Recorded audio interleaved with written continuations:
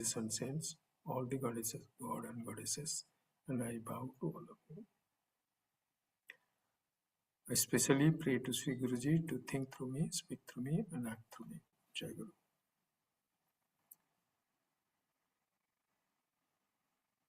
So we are in the 6th chapter of Bhagavad Gita, that is Dhyana Yoga.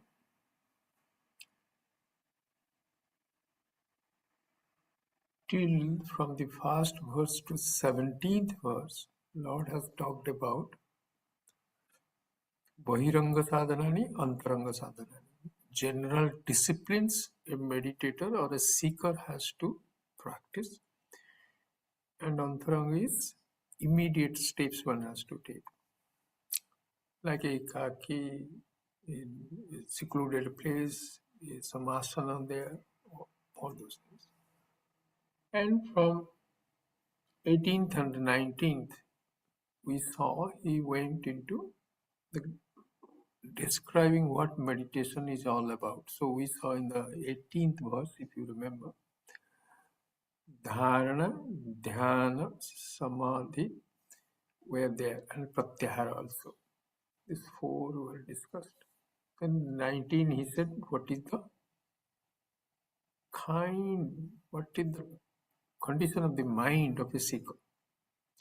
He's saying it is like an unflickering light covered by a glass.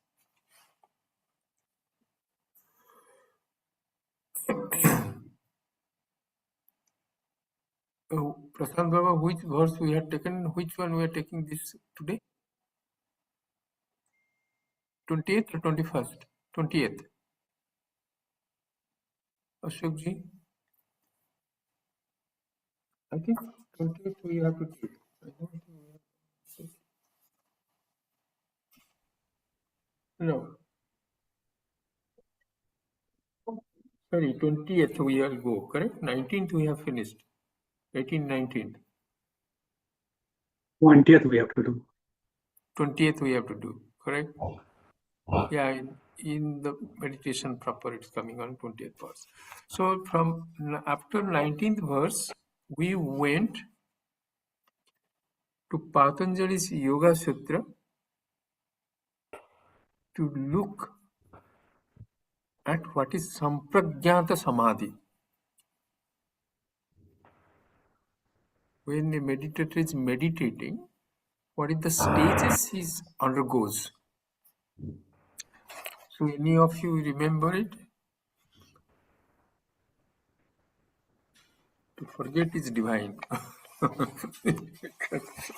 Some vichara and Yeah, very good. with Anand, Asmita, Ananda, and vichara, and one more, Baba.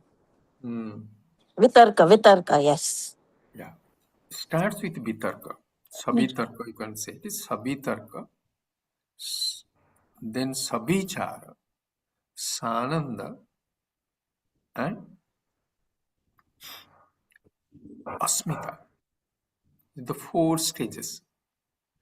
When we are talking about Sabitarka, just imagine, when you go to Tirupati temple, I'm just giving an example. So if you are going to behave so you wait for 1 hour or 1.5 hours in the line. Then when you go in front of the deity, you get hardly 5 or 10 seconds, correct? And then suddenly, instead of looking at the Lord, you have closed your eyes. Any of you have experienced this? And then you come out, somebody says, oh, so beautiful ornaments. I look at the pictures to see what ornaments you are supposed to wear. Anybody you have experience of this? No? Baba, that's a general perception even in South India. When we go to this Guruvayur, Sabrimala, people close their eyes. Actually, you need to see the what is called, that Chamayam is say in Malayalam, the Alankara, what you do for this god, the flowers, the cloth we put it. The Alankara takes a lot of time and a lot of devotion people do it. That's been gone. And in Shabrimala Guruvayur, you get a flicker of a second. People push you. Yeah. You lost that moment. Yes. So just imagine you are waiting in the line now. You have waited for 2 hours. You got 5 seconds. 1 second you must have a glance of the Lord, and then you have closed on your own. Nobody had told you to close your eyes. Why you close your eyes? Think about it. Why you close our eyes? Maybe we want to get it imprinted all the time. The image of the God. But without seeing it, you can't get imprinted also. Okay. You were in the right track. You have to go. Let's look at it. That is how the definition goes. The Lord's image is called sabitarka, means it is an external object which has attracted your mind, Lord. And for now, 2 hours when you were in the line, if you are a bhakta, that's obviously, otherwise 2 hours standing is painful. So you are thinking about the Lord, you are thinking about what else, other things you will do, but mostly it is on the Lord. So when you go, you get a glance, it triggers inside you the thought of the Lord. Its aspects, different aspects, like He's powerful, He is, what benefits others have gone. So all these thoughts, that image has gone now. So from the external, the idol, now it has gone inside, and it is an experience. Experience is where? Experience is not in the object. Experience happens where? In our mind, in our thought. You agree with me?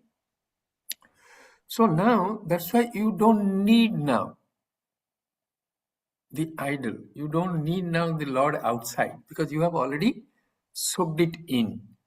And then more and more your bhakti comes out. It becomes effusive. So the more and more it becomes subtle, and more it approaches your inner self. So what is happening? So it was sabitarka when I looked at the Lord. When you went inside, it is sabichara. I concentrated on the different aspects of the Lord, including its beauty or whatever I have heard about it, or all these things. From there, now, when it's approaching your true self, that's subtly, because it is very subtle. And so, movement inwards, you get into a state of bliss.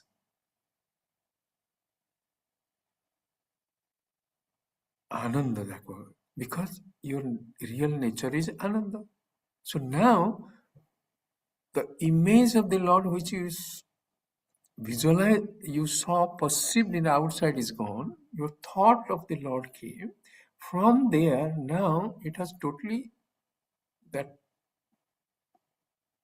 akara, the form is gone, quality is gone, but a state of bliss takes over. We had seen that time when we were discussing this, the cycling. So you took the cycle, you started cycling it. When it got the speed and you were reached the momentum, and when you are going, now you are no more paddling, but cycle is running, a beautiful breeze is coming, caressing your face. So you have forgotten that you are cycling, where is the destination, but you are in a state of bliss. That's called riding the experience, riding the momentum, flow. It is called, otherwise called flow. Like in music, anything you do creatively, sometimes you do it without even knowing what you are doing it, and whole world is excluded from your thought that time. So that is called flow. So that is called sananda. Then you realize, there comes aspita. Aspita means I am in a state of bliss, that you realize. The I-ness is there. In sampragyata samadhi means you. Pragyata means the knowledge. So now I am saying, Lord's, whatever He has given me, now I am enjoying that. So sampragyata samadhi, that is called asmita there, that time. Now is going beyond Ananda also. What it has gone? Because Ananda is in your which self? Anandamaya kosa. So your self is beyond that. So you go beyond that. So you can, I am, is thinking. That is in Sabikalpa Samadhi, Sampragyata Samadhi. Then when you go to Samadhi proper, that is Nirvikalpa Samadhi, there that I-ness also goes. Because like you are climbing the mountain, you have gone to the Mount Everest, you are in the top. There's nothing there. So when you look at it, what you see? Nothing. Even not that you are also there, it is also gone. Which nothing is there. Because when you are there, I am climbing, that feeling was there. You are enjoying it. When you reach the top, so you go beyond all experiences, including you. That your existence, that I am also gone. Just existence.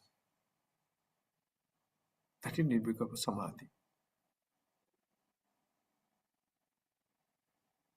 Can you remember these steps?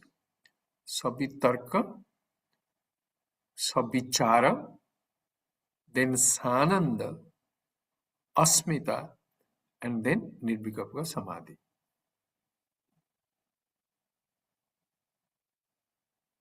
Is it clear, or you want any more? Yeah. You have any questions? Because if we keep this in mind, when we are reading these verses, and what happens when you are interacting with this world also, you will be able to know the psychology of thinking, how the pattern of thinking. Just imagine. You saw a rose, outside you saw it. Then you take it inside. The beauty of the rose, the color, the smell, everything that now you are writing, that is the sabichara. Then you go to in a state of bliss. You are enjoying it. And when you go, then you are coming, okay, I am enjoying. So when you come, your heart is full. There is now nothing is necessary.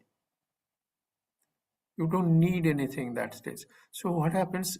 That state of heart, that natural, that Satyam, Jnanam, Anantam is Brahman.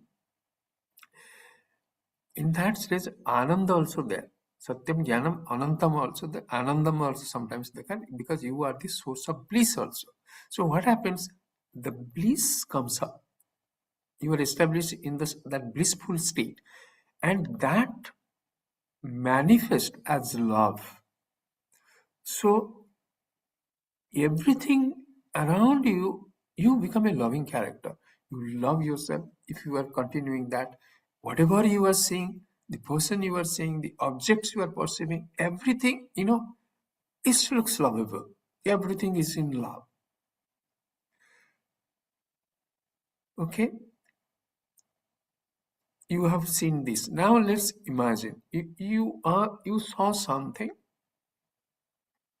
Everybody has said it's beautiful, but when you went, I saw it. I didn't see beauty. Did they? Then what happened? You were thinking about it. You went inside. You said, I saw this. What is so beautiful about it? Anything is like that. So now, but you have heard that everybody got, they saw the beauty and you could see it. So now, what will happen? What will your state? Because you cannot be at fault. I cannot accept that because I didn't see any beauty there. So what I will do, I will go out to the persons. Hey, when you saw it, did you see this beauty or what is there? Because I went, I didn't see anything. Now what you want? You want endorsement from others outside that it's not beautiful. What mindset you are going? You are questioning it. You are not accepting. and with a suspicious, negative mindset, you go to the world. What sort of a world you will see at that stage? Tell me. One was you saw love, you felt it, you were in a blissful state. When you go out, everything looks lovely. And you went to see something, you saw the opposite. Whatever may be your state of mind, but you didn't feel that. And then you come out. What do? You go try to get endorsements. Somebody should authenticate it. Yes, you are right. What sort of a person will authenticate it? Who is also similarly dissatisfied in something else? He is looking for also your approval. That sort of a character you meet. So you get sucked into an atmosphere around you of doubt, of resentment, non-acceptance. And this is how we suffer.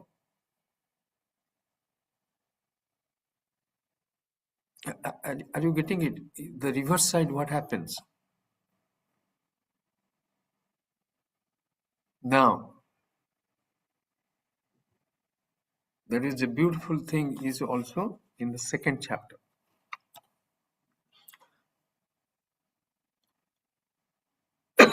He said, when you mollify your raga and dvesa, you will be in a state of sthita prajna. To get into sthita prajna state, amongst some of the characteristic, one characteristic is that you be free from your likes and dislikes. Okay. And when Arjuna asks, okay, just tell me, okay, I will become a sthita prajna, tell me.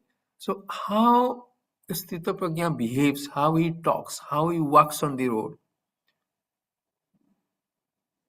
The Lord said, okay, whatever he described, he also said, he is in a state of bliss. There is no likes and dislikes.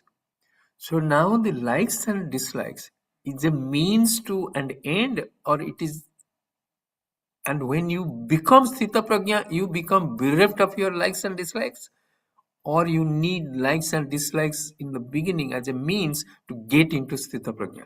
Because both the sides Lord has said. Are you getting it? Am I not clear perhaps? Because Lord is saying you can reach the state of sthita prajna only when you be bereft of your likes and dislikes. And in one of the characteristic of sthita prajna, he said, when you become sthita prajna, the result is you will be bereft of likes and dislikes. So the question is, once you become sthita prajna, then you are bereft of likes and dislikes, or likes and dislikes. Lord is also saying, once you have that, then only you will be reaching the sthita prajna. Both the sides he is putting it.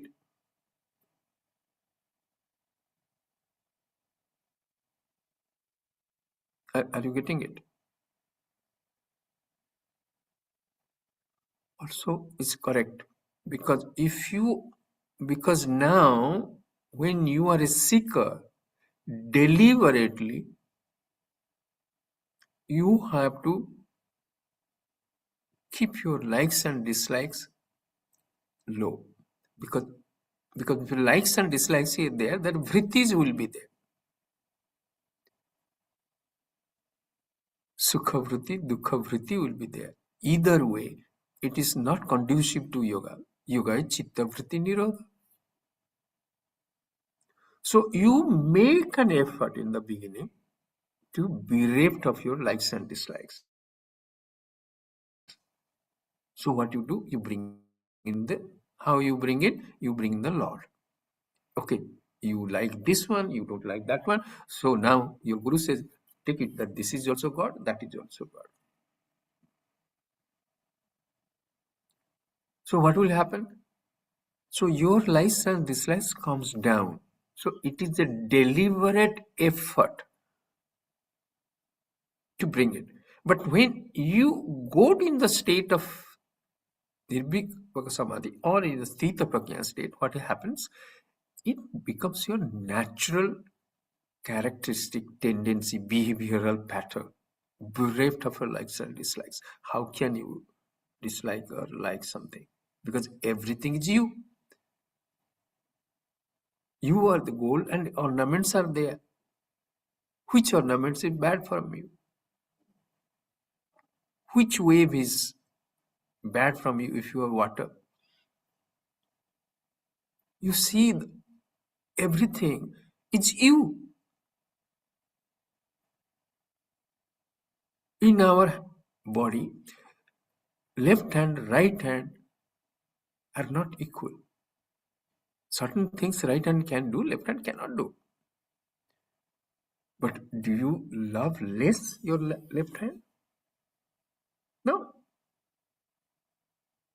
When you bite your tongue, what you do? You break your teeth or you accept it because it's part of you.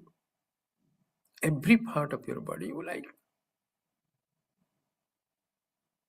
So if you see the whole creation is your extension because it's your thought. Initially, the scripture is saying, Guru is saying, this is not you. This world is not you. This body is not you. The mind is not you. The intellect is not you. Nothing is you. That is, you are awareness. Everything stands apart from you. That is when to make you understand. Because you have to yoga biyoga. Because it is already united, because you feel you are united, your body, mind, intellect, and this world, then he's saying biyoga. You have to do that yoga to biyoga, but distance yourself. First, you recognize who you really are. So you are that awareness. That is to bring it. Then the Guru says, do you think that really this is other than anything you? If everything is existent, that means it has a shared existence. So how they are separate from you? How the ornaments are separate from gold?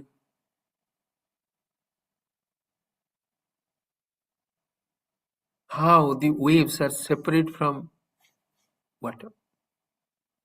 Everything is you.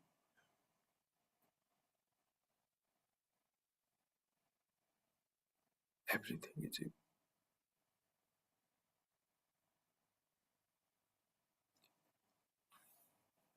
This understanding, you have to live with it. Start living, start believing that you are the Lord, or you are your higher self, or the true self. And this is how you have to perceive the outside world, your body, mind, and others, and behave. Start behaving. Because the more and more you see the differences, more and more you see the negatives of others, you suffer. Why? Because you are not able to go inside.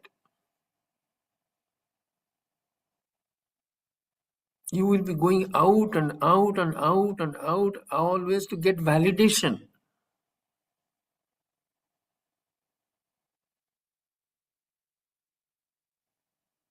So more and more it takes you out. And you know now that outside world, the things, the persons, the events has nothing in it to give us happiness. Nothing. It's like that bone. The dog biting that discarded bone is bone dry.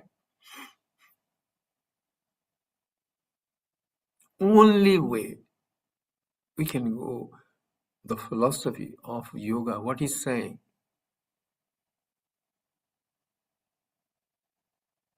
you go inside. Sabitarka, sabichara.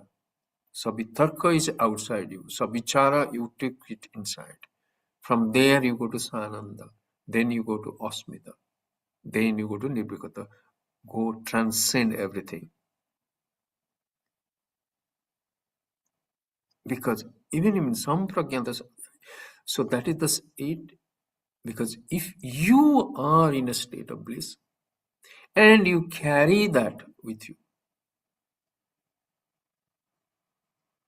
because you are in a state of bliss and it expresses itself in love. You love everything. If you cannot see now, when we go out, that means something is wrong with me. Then I will need to go out to get validation from my perception. That person is bad, don't you think? That dosa I took there, it was not tasting very nice. Don't you think? Yes or no? But you took the dosa. Maybe on, small little shop, piddly shop. You enjoyed it. So what has happened? Sabhi tarka to sabhi chara. You found it nice. Then slowly you savor it. So it become sananda. Then you touched upon your real self, asmita.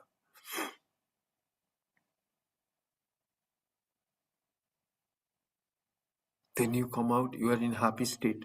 Whoever comes, you also like everything. You don't like it, you come back. What you will do? You are angry now, upset. So you will feel validation. You will go to somebody. Hey, you know this? Because that fellow also, same, that sort of a person is only will attract you. Who has a negative something, he or she wants validation. So you go. And she says, okay, because assume he takes drinks. So he said, okay, let's go there and have a drink and we discuss. So slowly after sitting with 5 times, you started drinking.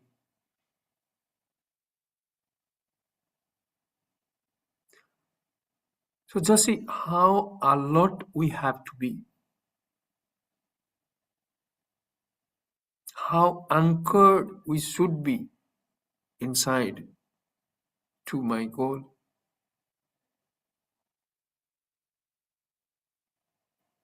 Because a sapling needs protection. Like the Lord said in the 19th verse, that light needs protection. Protection of that glass represents what?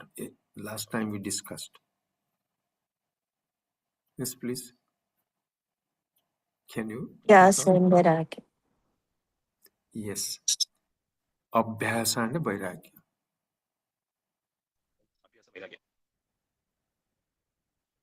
It's detachment. It's not, you are not going to give up. Nobody is saying give up. Like you came to the class, so 1 hour you cannot go out. If family would have loved to go out and have a dosa or coffee. So that is what you are giving up. You gave up that time. And whatever we are learning, if we are going to practice it, that's what it's all about.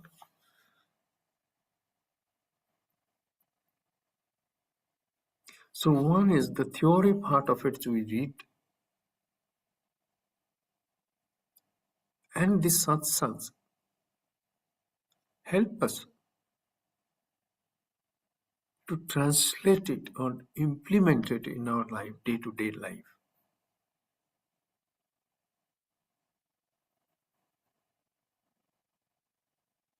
And it's not easy. Because one is, Karmapra has decided what sort of a body, mind, intellect I will have.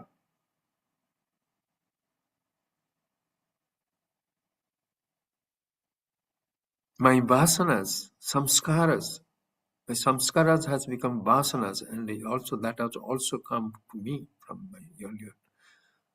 So both the baggages of karma phala and the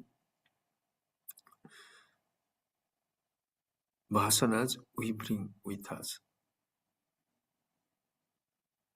Inside they're pulling us out, and outside world also pulling us out.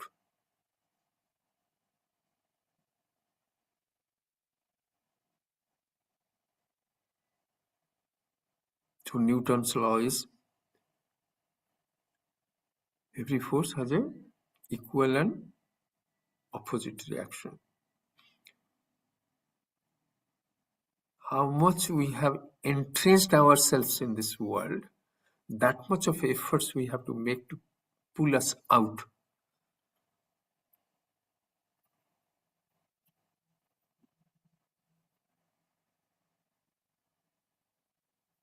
Okay, so this we'll keep it in mind.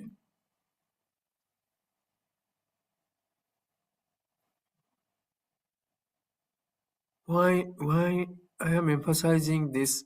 Because if we read, we understand, we have to implement. We have to see the connection between what we are reading, what is happening in my mind, and how it has to have that, give me incentive and support of satsang for me to change. The change is not easy.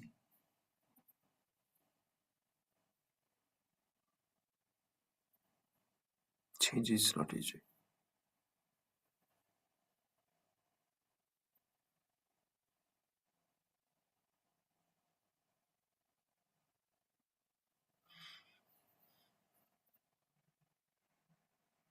We have to ask ourselves every moment, every second, am I on the right track?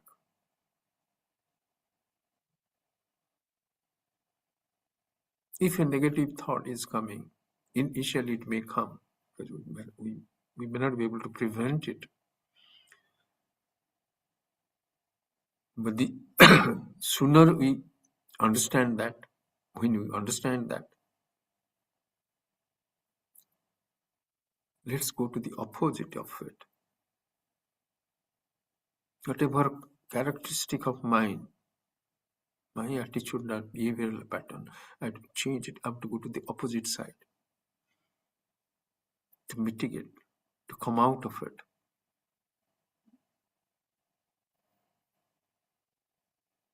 Okay, enough about the implementation part of it. Now you all of you become serious. No, we should, but also have to live with a smile in this world. Okay, let's go to the next one. Let me share this one. So 20th verse, correct?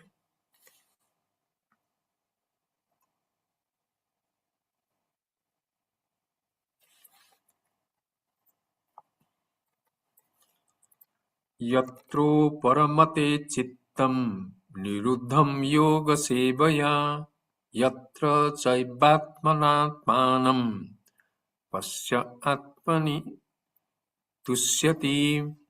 So here, what the Lord is saying, even that state in which the mind is controlled by a practice of concentration gets settled, in which seeing its self by the mind, one is satisfied with the self. Let's see what he's saying.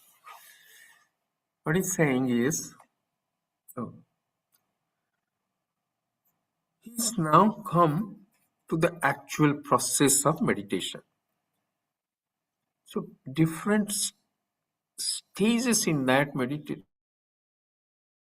state Lord is talking about now. Yatra means when. So that when means it's talking about the time. Time means it brings in the question of also space. That means when it happens. That means understand that it is a state which may come and go. So we have to be extra careful because it's not a permanent place. That means what he's saying that you have to go on practicing it. Yatra paramate chitam. Yatra, actually that is uparamate. Yatro means all is there. Sorry, who is there? Uparamate. Yatra, when uparamate chittam. Who? Your mind is now rejoicing. He is walking, or he is ramate, means he is enjoying, he is frolicking. Where? On the chitta. Means in the Atman, niruddham yoga sevaya. Niruddham means restrained.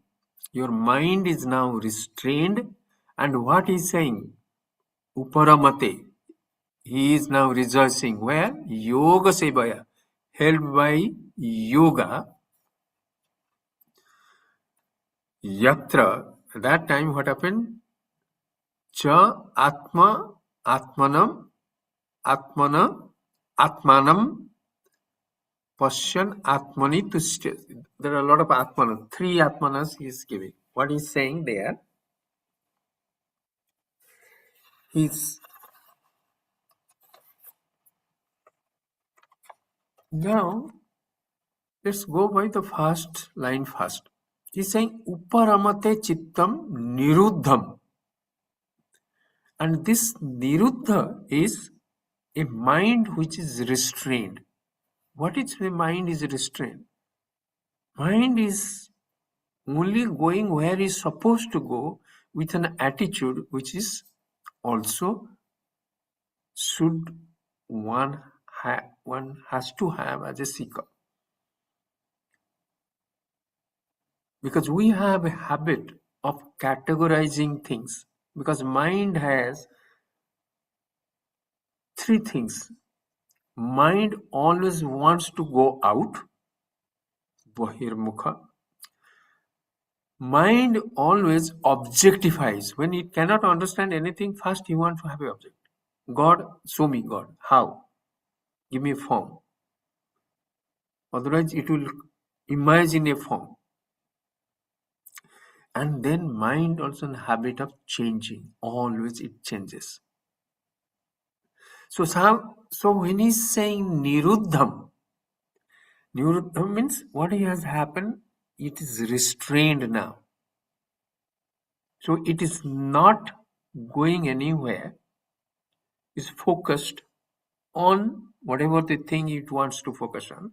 Here, when we are talking about dhyana, so your mind is focusing inward now, niruddham. So it's not going outward. How it has achieved? Yoga sevaya. Seva means, we say seva, go seva, do the seva. So yoga sevaya means yoga is doing this to us. What he has given, the yoga will give us chitta niruddham. Restrained. Here, understand this. Because your Muladhara chakra, Swadhisthana, Manipura, Anahata, they all take us out. Muladhara chakra is taking us out for our physical needs, money, house, good job, and everything, whatever you can think of, position. Then what happens is Swadhisthana, seeking pleasure, family needs emotional support, so you go.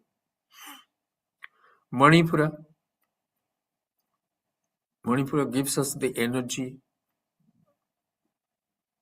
enables us to go into the Rajasic mode to do activities so that we can earn whatever we want and to survive, to maintain and to sustain our body and all. And then you have Anahata is mind. Mind is always, we discuss now, mind has 3 aspects. Always it wants to go out. You want to objectify and it's changing. Visuddha is more stable. Why? Because Visuddha, so this 4 takes us out. And also see, Visuddha, it deals with our intellect and spiritual growth. And the element it represents is space element. So it cannot move. Space doesn't move because it's alwhere, everywhere it is there. What happens to the mind? Mind is, Anahata chakra represents air element. Air is always moving. Turbulence is always there. Sometimes calm, sometimes in slow speed, sometimes it can be a turbulent mind. Air element. Go to the Manipura, fire element. Wants to go have energy. Once you have energy, you want to spend that energy. So you become a Rajasic mode. Go out, do something. You cannot meditate. Swadhisthana, water element. It will only flow down. Where it will flow? Flow down. At least in Manipura, it was the fire always looks to up. But what is the Swadhisthana? It is water element, is only flowing down. What is the Muladhara? It's the earth element, always take to ground.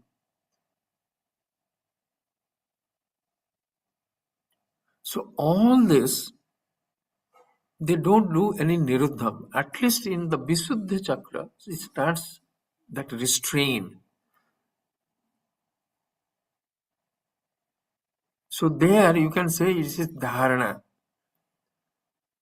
Then dhyana, when you come to the Agya chakra, then concentration is there. So you are established in your true self. Yeah. And then when you go beyond Atman, it becomes samadhi. You transcend everything. So you are in the sahasrara. Can you see? So whatever thought is coming, whatever activities is there, just see from yourself, because you are a Kriya Yogi, you are practicing Kriya, you know where from this desire is coming, where come this pull and pushes are coming, what I am pursuing it, where it is taking me.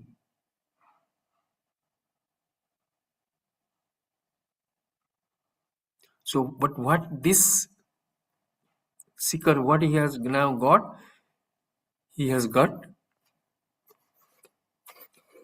yoga sevaya nirodham. Okay. Nirodham chitta. The mind is now more accessible, pliable, under control. So when you do that, uparamate. And now he is enjoying, concentrating there. And upa also is urdhvam. So from the Visuddha chakra, urdhvam, to Agya chakra and sahasrara. Uparamate. When he is doing that, then what he's saying, the second line, yatra cha ba atmana atmanam atmani pasyati. So what is done? Atmana. Atmana means that controlled mind. Atmanam.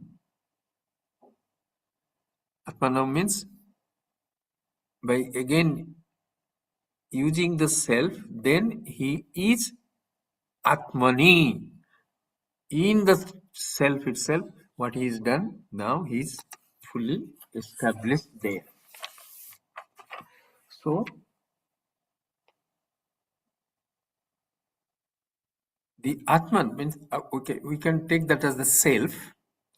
Atmanam, when using the Atmanam means here we can say it is mind. Using the mind, Atmani, in his true self, he is established. That means that I feel that which was this body, mind, intellect with reflected consciousness, that I. Now using the Atmanam, here is controlled mind, Atmani, in his true self, he gets established. Then what will happen? What is then he? Tusyati. So now he is enjoying. He is in the state of bliss.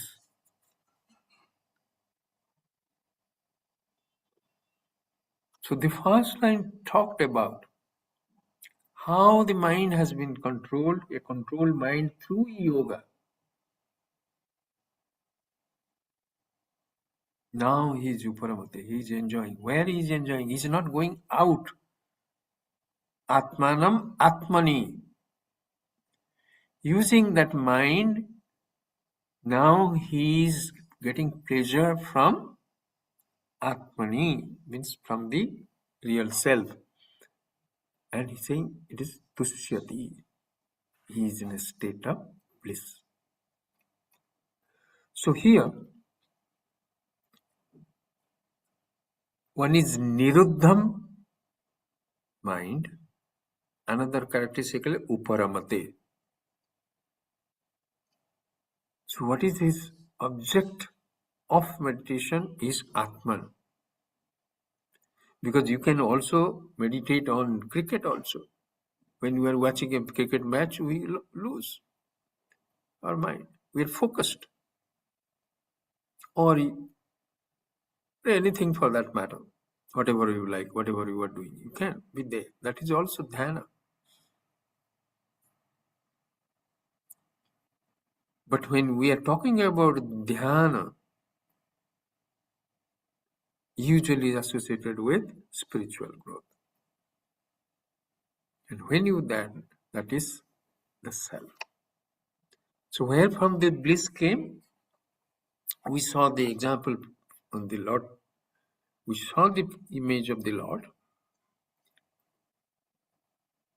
We closed our eyes. We took the characteristic of the Lord inside. Sabitarka to sabichara. We ruminated over it. Then we find you get into flow of that thought, and then you are in a state of bliss. So Sananda, and then you are established. I am Asmita. And then you transcend both everything. So that's why in the Nirvikalpaka Samadhi stage, you cannot also say that I am. It's not possible. But in our here, there's a beautiful way to look at it, like this way. Even in Sampragyata Samadhi, we are saying, I am. That feeling will there. I am meditating. There are two other things. I and am meditating on. I can understand. But in case of Nirvikalpa Samadhi, you are transcending that. Another thing also we have to understand, what sort of a bliss you get into. Let's understand this. One is in Taittiriya Upanishad. So that is a beautiful description of the bliss, Anandavai. So there he's saying, just imagine. So he gives how we can measure bliss. He said, if there is a young person, not a person, young person, who is healthy, who is strong, who is noble, and who is learned, And imagine that he has possessed all the wealth of this world. So imagine that you can take him as one unit of bliss. Okay, but he should be young, then healthy, strong, not illegally means noble, and he should be learned, and he should possess the entire wealth of this world if he possesses, so that you take as one unit of happiness. He's saying this is a human being what he can get. But that's a Gandharva. The next highest being is the higher being is taking Gandharva. Gandharva he can get 100 times of one human bliss. Then Deva. Deva gets 100 times 100. 2 times 100. Then if somebody in Pitrulaka, he gets another 100 times. Deva bliss another 100. Indra again another 100. Brahaspati. So this one goes on and on. It comes to 100 times 16. So you can imagine, not square, not cube. So it is 100 to the power of 16. So that sort of a bliss, unlimited bliss, you will be in Nirvikalpa Samadhi.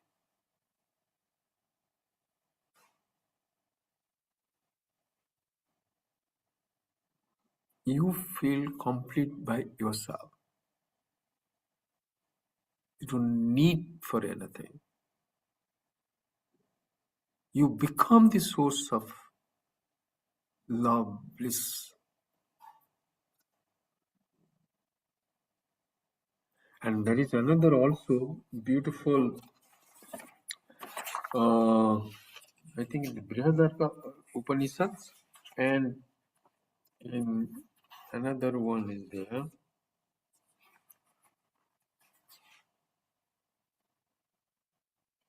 Where is that?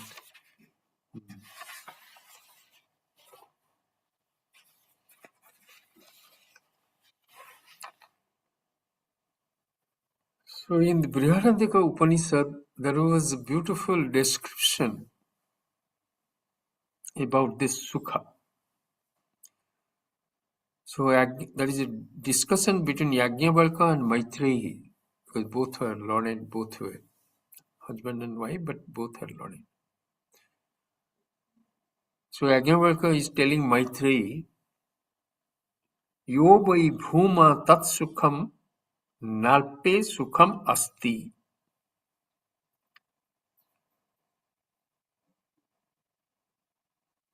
O vai tat sukham bhuma. Bhuma means earth or heavy or big. So in big only there is ananda. Then tat sukham na alpe. In little there is no bliss. So if you are looking to get happiness from anything outside world,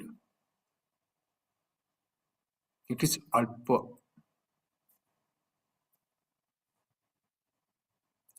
But if you want bhuma, bhuma means the big,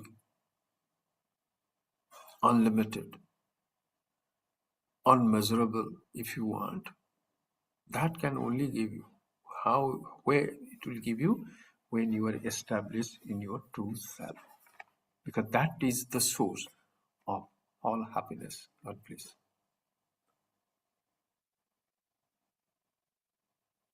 And how you will go there?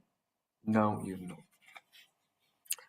Let me share with you a few other points if I can remember.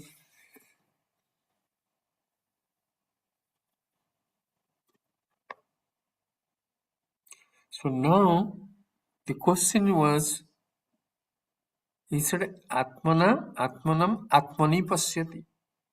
So how you will see yourself? Because when you see anything, that has to stand apart from you. Yes or no? It has to stand apart from you. Then only you can see. That's why you cannot see your own eye. Because anything you want to see, it has to stand apart from the eye. Then only the eyes can see. Eyes cannot see itself, because that's why you may see it in a mirror, because that's a reflection, but you cannot. The eye cannot see itself, because it cannot stand apart from itself. So if you cannot stand apart from yourself, how you will see? And if everything is you, you are all pervading, there is no other space other than you only, existence. So how can you see? What is there other than you which you can see? Because if you are existent, any other thing which is separate from you will be non-existent. It's not available for your perception. Then how he say, Atmanam Atmani Pasyati? Mind. Yes. Come on. Mind. Sorry? But I cannot hear you properly. Yeah. Yes. With the mind, Baba. Through mind. Baba, if you can't see, you can sense. Sense also, because how you will sense it, because it has to be outside you, no? But who is sensing? Who is sensing? Mind is You are sensing, correct? Correct. So you are sensing yourself, then how we will sense? Because it has to also stand up. Only by becoming that you will be able to perceive yourself.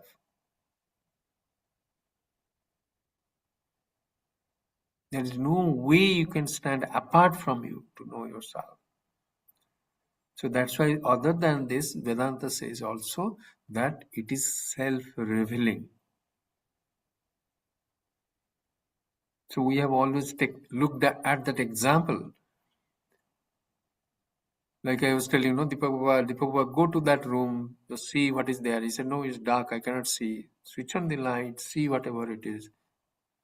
Okay, now come back. So he switched off the light. Deepak Baba, are you there? So how he knew that he was there? Because anything we know, that in theory of knowledge, you have to use your sense organs, or you do the anumana. Anumana means, because you saw the smoke, so you infer that there was a fire. That also you cannot do here. Nothing you can do, because it doesn't stand apart from you. So only by transferring yourself, because you are that person only you have to recognize that. There's no way you can perceive it. Only you have to recognize that I am that person, because there is no other person.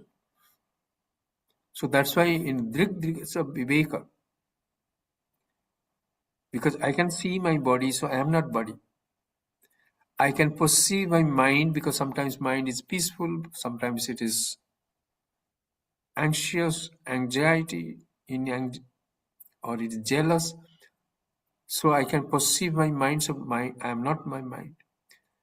What about the intellect? I was not able to understand simple mathematics. Now I can understand. AI, I cannot understand. So I know my state of my intellect also. So intellect stands apart from. Then what is left? There's nothing. And then Upanishad goes silent also. How you will know that? You can only know, that means you are the same one whom you are searching.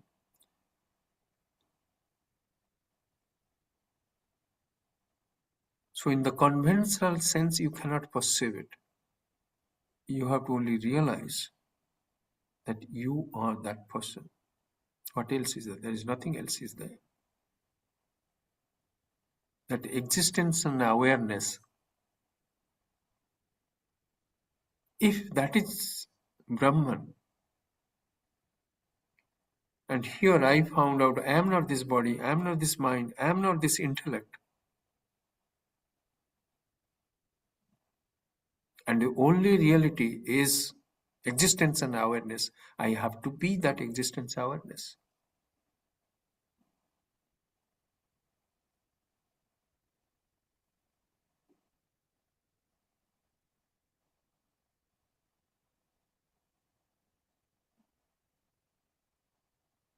So Atmana, Atmanam, Atmani Pasyati.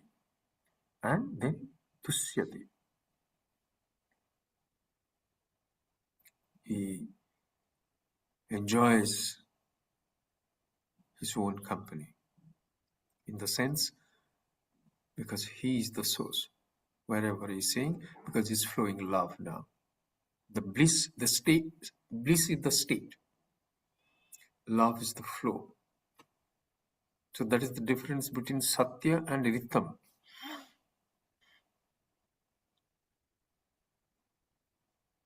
Truth is Satya. Ritam is truth, but it has expressed. Awareness is the truth. Knowing is Ritam. Truth in action. Bliss is truth. Happiness is Ritam.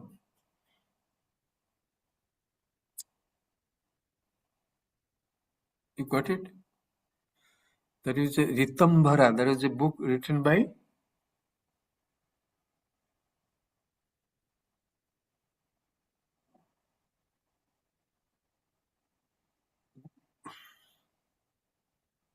Ritambhara was written by Vijay Krishna.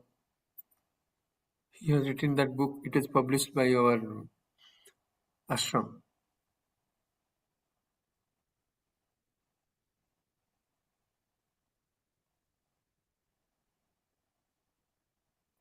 Okay. So just go through that. Go through that verse.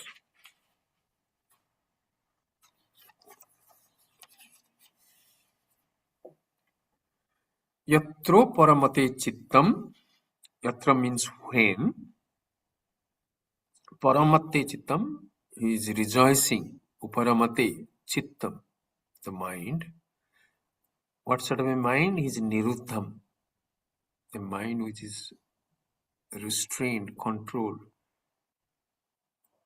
Now no more in the initial stage you fight with the mind to make it restrained, make it, concentrated.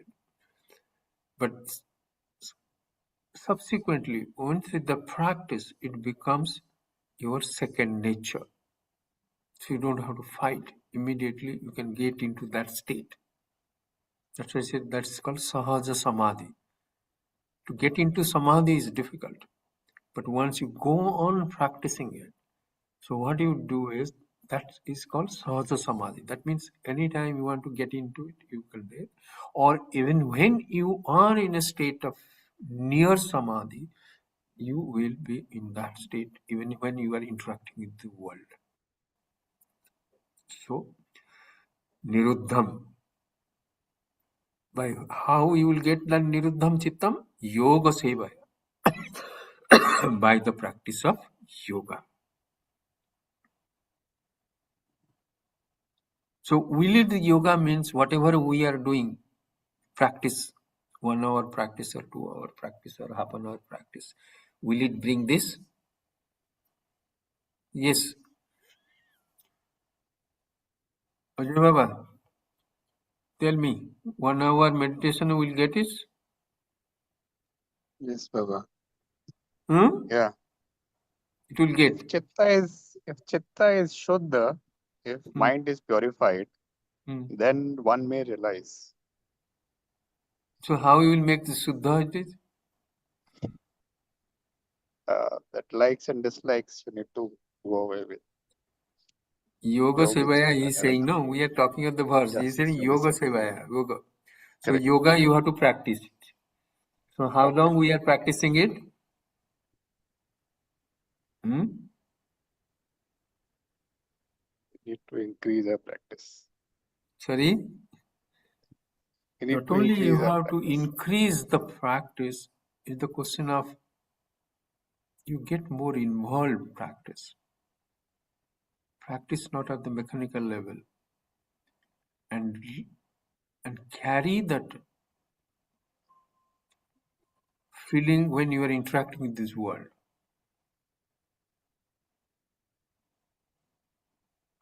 Keep your mind anchored to your inner self, not to become judgmental, not to perceive differences. Try to see what is the unity, what is the commonality in things.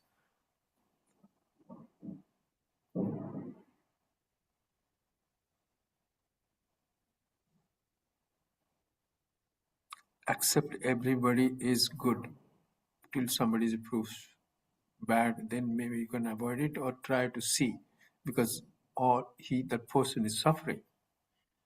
If somebody is angry, somebody is shouting, he is suffering. Whatever may be the reason.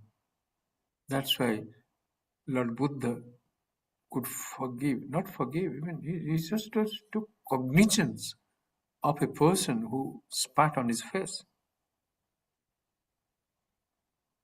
because he had empathy otherwise that this fellow is suffering. So yoga seva, by practice of yoga. Then what happened? Yatra, then, and certainly eva, atmana, through the pure mind, atmanam, the soul, or the our self, Pashyan, he sees the atmani, the self. And what will bring it? Tushyati, he is satisfied. He doesn't need anything from the outside world to make him feel complete and in a state of bliss.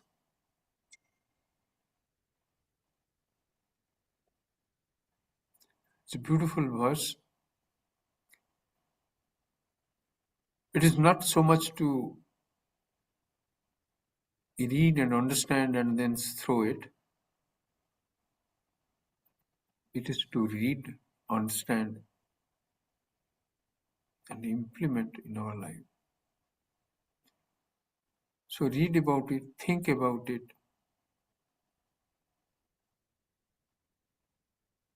see where we are in terms of this verse. Are we taking a few steps?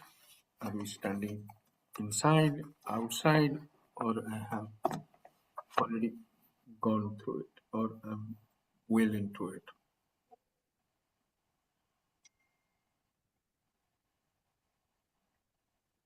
Like, somebody said, I have gone through Bhagavad Gita 3 times, 4 times. So Guru said, you have gone through Bhagavad Gita, but how many times Bhagavad Gita has gone through you?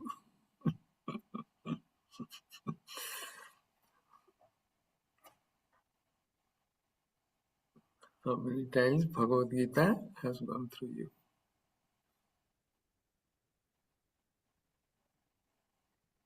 Okay, but don't get.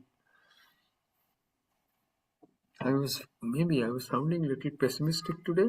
Maybe, I don't know. But don't get pessimistic. spiritualism, you never get into that mode. Always smile at the world. Enjoy the weekend, but when you have time, think over it. Assess yourself where you are.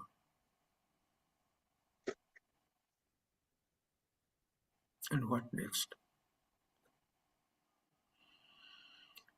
Thank you. Now close your eyes.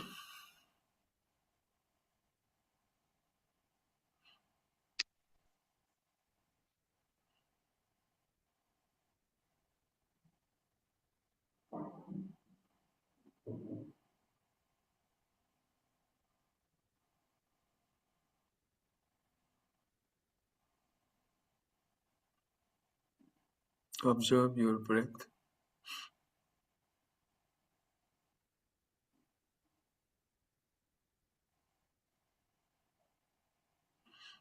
Take a slow, long, deep breath. Hold it for 5 seconds and then slowly release it.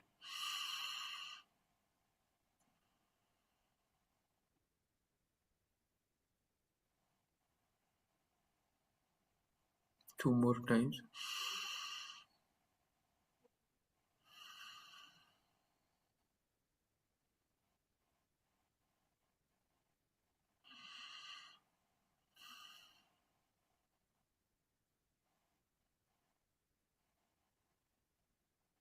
Slowly go inside.